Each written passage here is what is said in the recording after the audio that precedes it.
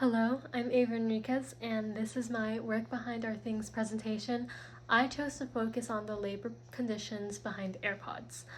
To start, what are AirPods? AirPods are rechargeable, wireless, Bluetooth-based earbuds developed by Apple. They're popular due to their features such as active noise cancellation, personalized spatial audio, automatic pairing with devices, and a portable charging case, which makes them easy, efficient, locatable, and high quality.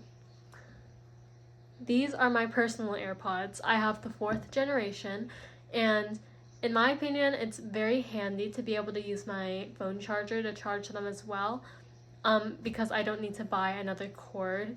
It saves me money, and I use these all the time to listen to music tuned from class. I feel like everyone has used AirPods or some sort of headphones, but in order for these to be rechargeable, there must be a power source.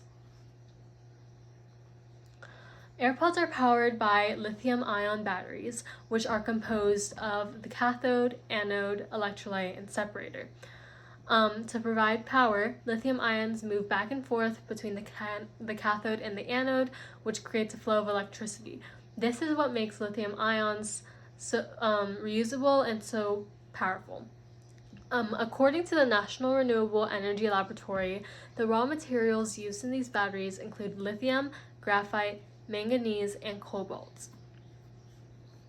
However, cobalt is listed under the Department of Labor's list of goods produced by child labor or forced labor.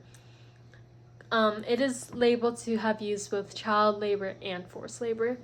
The Dominican Republic of the Congo is the main source of cobalt globally. It produces about 70% of cobalt we use, and 15 to 30% of that amount comes from small-scale artisanal mines, which are less regulated and rarely visited by inspectors, so child labor is often found in those mines.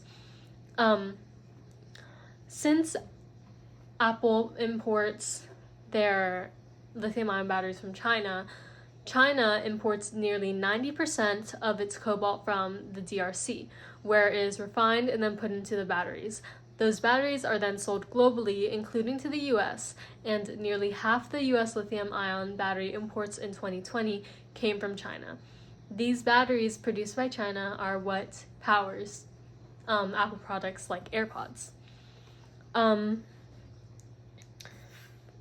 In the DRC, there are laws that prohibit underage working and child labor, but due to the lack of enforcement, the widespread poverty, and the glowing demand of cobalt, children continue to work in these mines.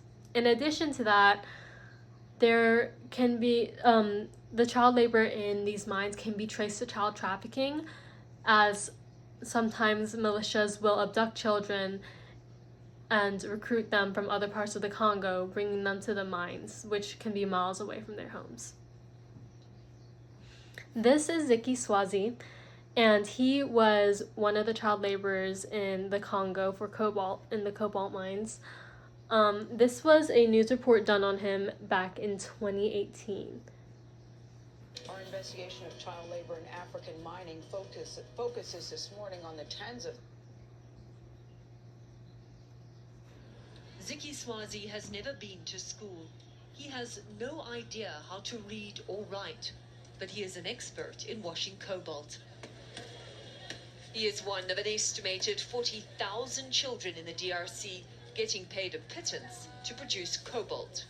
Every evening, this 11-year-old returns home with $1 or $2 to provide for his family. I have to go and work there, he told us, because my grandma has a bad leg and she can't.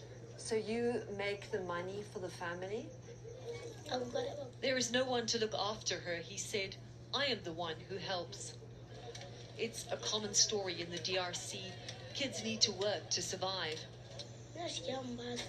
I feel very bad because I can see my friends going to school, Ziki told us, and I'm struggling. Focus. All right. So as the video said, Ziki is, at the time in 2018, he was one out of an estimated 40,000 child laborers working in cobalt mines in the Congo. later in this news clip, they interviewed a director from a school that is known to have rescued children from these mines and provide them with an education, and she stated, some of the children, when they came here, they have gone through accidents, broken limbs, so they know the dangers.